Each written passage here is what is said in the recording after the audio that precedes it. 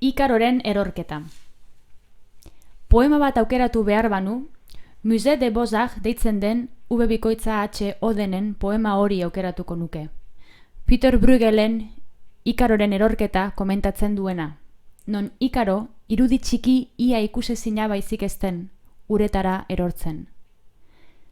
Sufrimenduari buruz, maisu zaharrek arrazoia zuten, dio Odenek.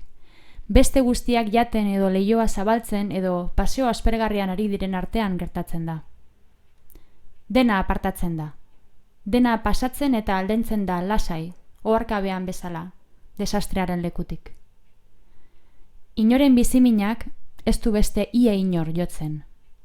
Besteen zauria etzaio ia inori ardura. Poema ingelesak kuadro flandriarra komentatu zuen. Flandriar kuadroak elezahar grekoa, eta elezahar grekoak auskalo zer.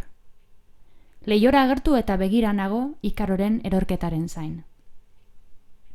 Hemendik ondo ikusiko litzateke. Lainoak iparralderantz mantxo eta axolagabe doazen artean. Erortzen bada, hegatsek tailatuetako antenak joko dituzte. Argindarraren posteak ere arriskutsuak dira hegatsentzat. Beste guztiei sufrimenduan laguntzeko gauza bagina, ez genuke bizia ahal izango, baina Ikaroren zain nago eta ahaleginduko naiz laguntzen. Bere hegalapurtuen zatiak bilduko ditut eta aterpea emango diot. Ni erori nintzen bezala eroriko denean, oilaskoaren moduan.